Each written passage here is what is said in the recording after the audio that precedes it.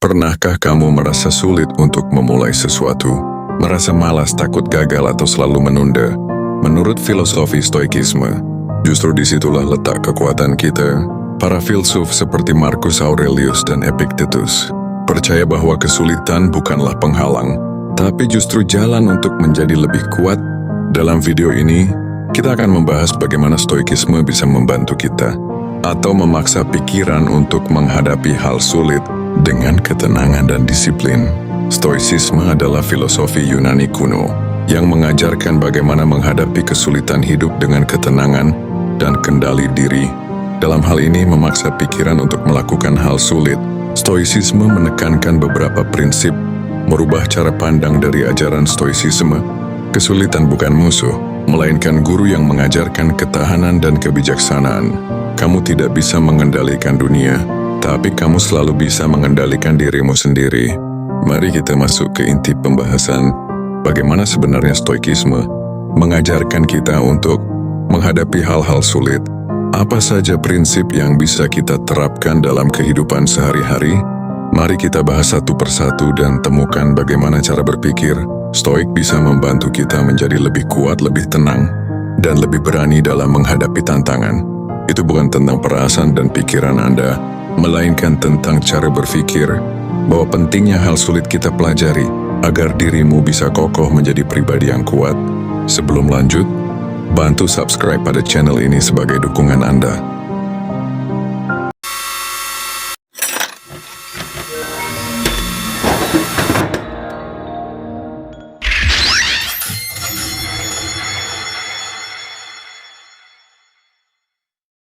Langkah pertama, memaksa pikiran untuk melakukan hal sulit.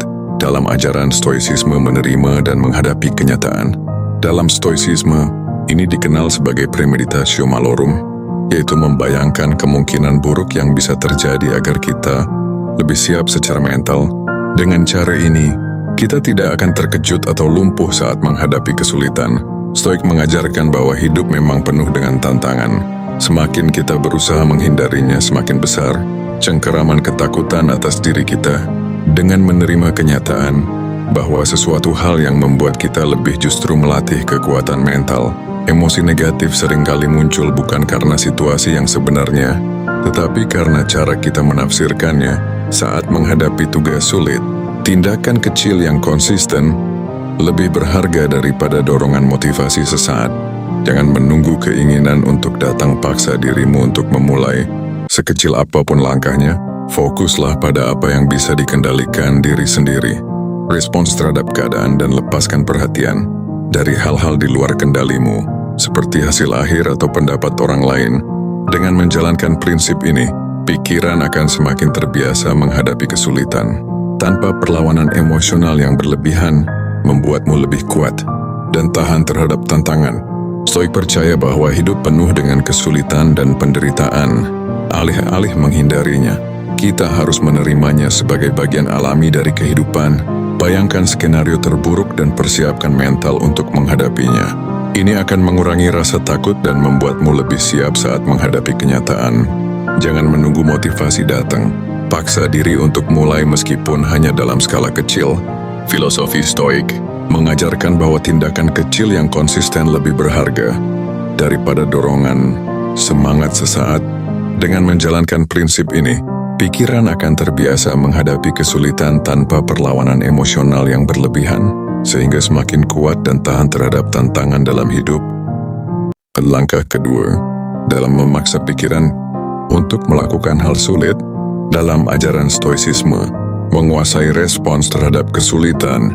Kaum Stoik percaya bahwa bukan keadaan yang membuat kita menderita, tetapi cara kita bereaksi terhadapnya.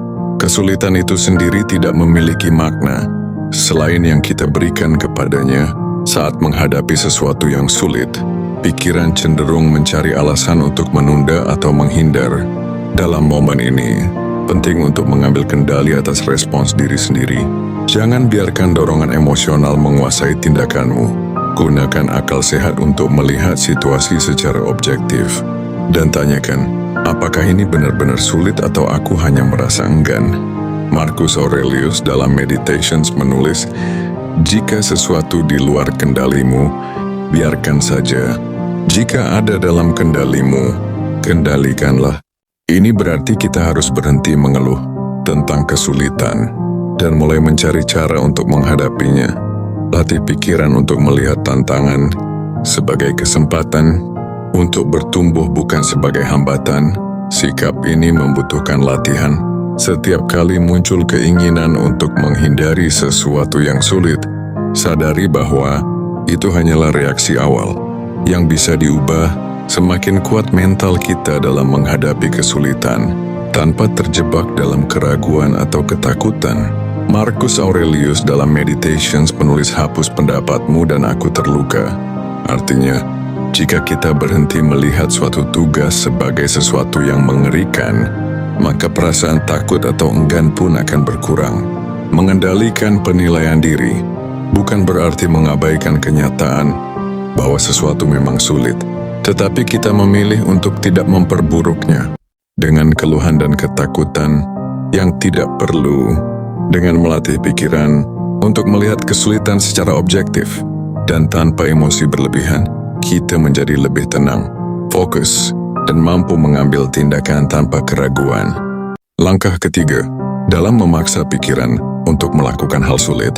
Dalam ajaran stoicisme, bertindak tanpa menunggu motivasi.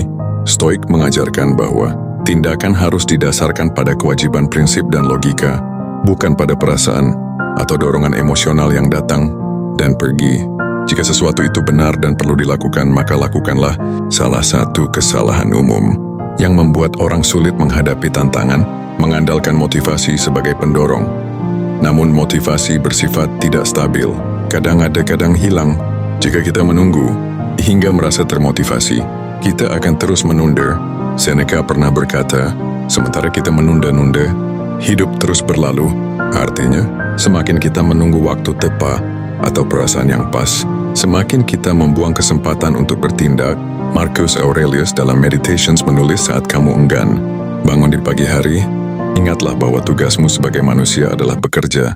Ini mengajarkan bahwa kita harus bertindak karena itu bagian dari tugas sebagai manusia, bukan karena kita merasa ingin. Pikiran seringkali menciptakan alasan untuk menghindar. Cara untuk mengatasi hambatan mental, segera bertindak tanpa bernegosiasi dengan diri sendiri. Dalam praktiknya, ini berarti kita harus mengambil langkah sekecil apapun, tanpa memberi ruang bagi keraguan. Jika harus bekerja, maka duduk dan mulai.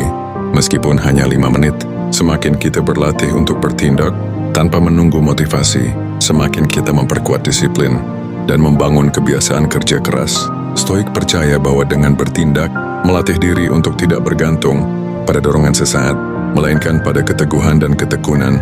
Tindakan kecil yang dilakukan secara konsisten jauh lebih berharga daripada semangat hanya datang sesekali. Semakin sering kita mengambil tindakan tanpa menunggu perasaan, semakin mudah bagi pikiran untuk menerima tantangan tanpa perlawanan emosional yang berlebihan. Inilah cara untuk benar-benar menguasai diri dan menjalani hidup dengan prinsip stoik yang kokoh. Langkah keempat, dalam memaksa pikiran untuk melakukan hal sulit. Dalam ajaran stoicisme, menerima ketidaknyamanan sebagai bagian dari pertumbuhan. Stoik percaya bahwa kenyamanan seringkali menjadi musuh utama perkembangan. Manusia cenderung menghindari rasa tidak nyaman, baik itu secara fisik, mental, maupun emosional. Justru dalam ketidaknyamanan, itulah kita menemukan peluang terbesar untuk berkembang. Epictetus berkata, kemajuan sejati dimulai ketika berhenti menghindari hal-hal yang sulit dan mulai menghadapinya dengan keberanian. Mengapa ketidaknyamanan penting? Ketidaknyamanan mengajarkan kita ketahanan. Setiap kali kita menolak untuk menghindari tantangan dan memilih untuk tetap melangkah maju, kita memperkuat ketahanan mental.